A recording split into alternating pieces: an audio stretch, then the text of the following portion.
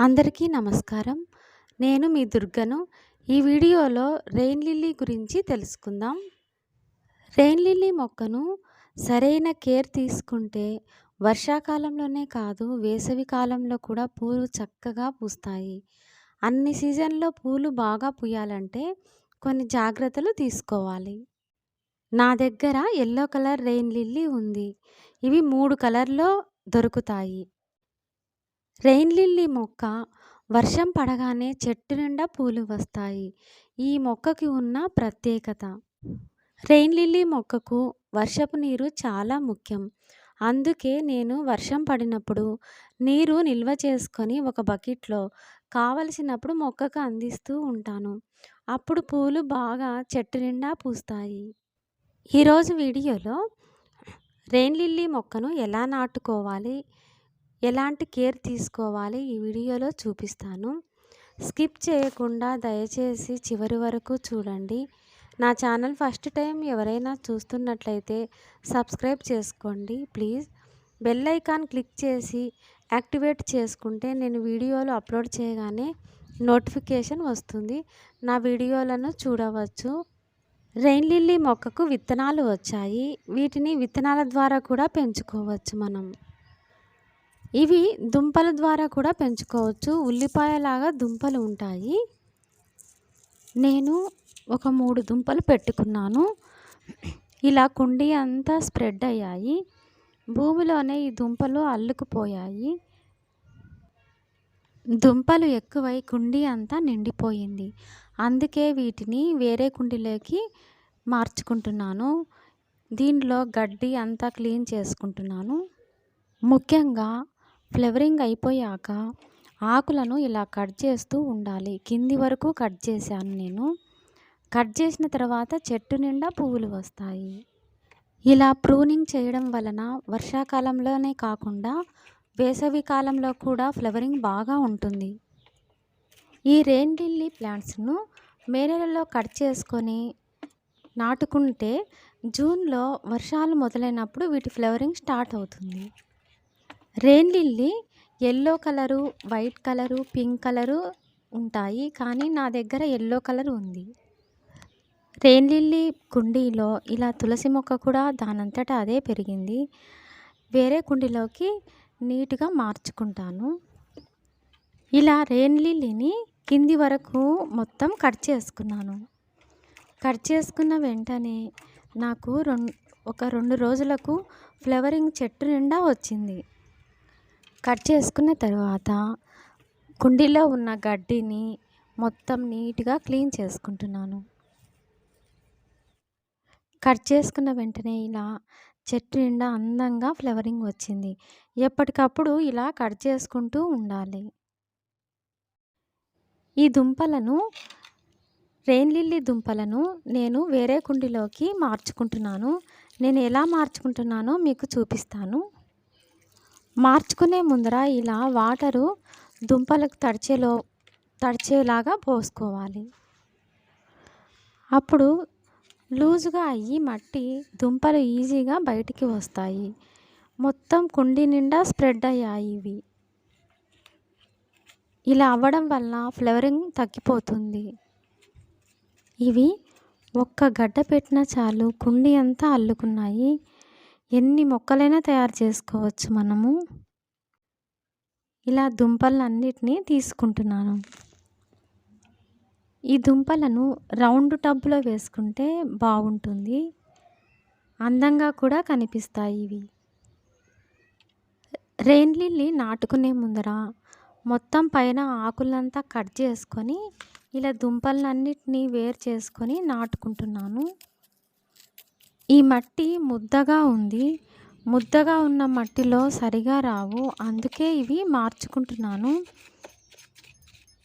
ఈ మట్టిలో కొంచెం ఇసుక ఎక్కువగా కలుపుకొని నాటుకుంటే బాగా వస్తాయి. ఇవి ఒకదానికొకటి మొత్తం అల్లుకున్నాయి. అందుకే అన్నీ వేరు చేసుకుంటున్నాను. ఇలా గుబురుగా అల్లుకోవడం వల్ల మొక్క సరిగా ఎదగదు. వీటిని ఇలా స్ప్రెడ్ అయినప్పుడల్లా కనీసం సంవత్సరానికన్నా మనం వేరే పాటింగ్‌లో మార్చుకోవాలి. మట్టిని మొత్తం పైకి, కిందికి ఇలా అనుకుంటున్నాను. ఇది ముద్దగా ఉంది. దీంట్లో కొంచెం ఇసుక కొంచెం ఎక్కువగానే కలుపుకుంటున్నాను ఇసుక. రెయిన్ లిల్లీ మొక్కకు కొంచెం ఇసుక ఎక్కువగానే తీసుకోవాలి. ఎందుకంటే ఈ మొక్క శాండ్‌లోనే బాగా వస్తుంది.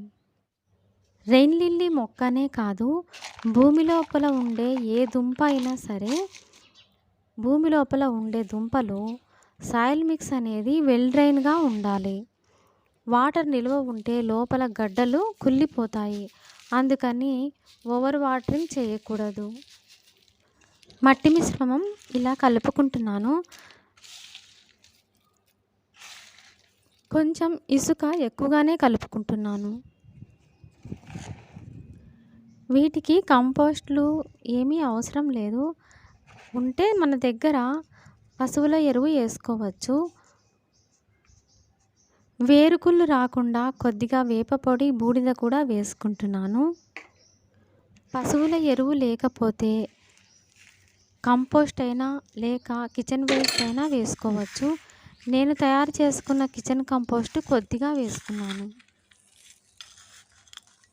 ఇలా మొత్తం మట్టి మిశ్రమాన్ని మొత్తం కలిసేలా కలుపుకుంటున్నాను. మట్టిని గడ్డలు లేకోకుండా ఇలా అంతా చేత్తో నలిపి బాగా గుల్లగా చేసుకుంటున్నాను. ఇలా ఒక రౌండ్ టబ్బు తీసుకొని హోల్స్ పెట్టుకొని మట్టి పోకుండా దానికి అడ్డంగా చిన్న చిన్న రాళ్ళ ముక్కలు వేసుకున్నాను. తరువాత మనం కలుపుకున్న మట్టి మిశ్రమాన్ని ఈ విధంగా వేసుకొని మొత్తం ఇలా స్ప్రెడ్ చేసుకుంటున్నాను. మట్టినంతా చదును చేశాక ఇలా ఈ దుంపల్ని వీటిలో కొంచెం దూరంగా పెట్టుకుంటున్నాను. అన్నీ ఒకే చోటైనా దుంపలన్నీ ఒకే చోటైనా పెట్టుకోవచ్చు, లేక ఇలా దూరంగా అయినా నాటుకోవచ్చు. వీటికి నీరు పోయగానే నీళ్లు వెళ్ళిపోతూ ఉండాలి. ఎప్పటికప్పుడు నీళ్లు నిలబడుకోకుండా చూసుకోవాలి. లేకపోతే దుంపలు లోపలనే నల్లగా మారి కుళ్ళిపోతాయి. వీటికి మనం తీసుకోవాల్సిన జాగ్రత్తలు ముఖ్యంగా సీజన్ వచ్చే ముందు ప్రూనింగ్ చేసుకోవాలి. తర్వాత కుండీ నిండిన తర్వాత వీటిని సపరేట్ చేసుకొని నాటుకోవాలి. రెయిన్ లిల్లీ మొక్కకు ఇలా సరైన కేర్ తీసుకుంటే వర్షాకాలంలోనే కాదు, వేసవి కాలంలో అయినా ఏ కాలంలో అయినా పూలు చెట్టు నిండా పూస్తాయి. అన్ని సీజన్లో పూలు బాగా కాస్తాయి. ఇలా మొక్క నాటిన తర్వాత 2 రోజులు నీడలోనే పెట్టుకోవాలి. తర్వాత ఎండలో పెట్టుకోవచ్చు. దీనికి సుమారుగా 6 గంటల సేపు ఎండ అవసరం అవుతుంది. నేను ఈ విధంగా మట్టి మిశ్రమాన్ని కలుపుకొని ఇలా నాటుకున్న తర్వాత మొక్క తడిచే విధంగా నీళ్లు పోస్తున్నాను. 20 రోజులకు ఒకసారి మాగిన పశువుల ఎరువు ఇవ్వవచ్చు మనము.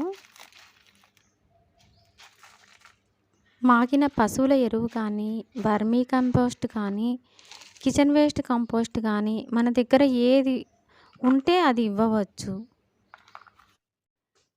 ఇలా ఇస్తూ ఉంటే చెట్టు నిండా మనకు రోజు ఇలా పువ్వులు కాస్తూనే ఉంటాయి. ఈ వీడియో మీ అందరికీ నచ్చిందని అనుకుంటున్నాను. నచ్చితే కనుక లైక్ చేసి మీ ఫ్రెండ్స్ అందరికీ షేర్ చేయండి. ఈ వీడియో నచ్చితే కనుక దుర్గా హోమ్ టాక్స్ను సబ్స్క్రైబ్ చేసుకోండి ప్లీజ్. మరో మంచి వీడియోతో మీ ముందుకు వస్తాను.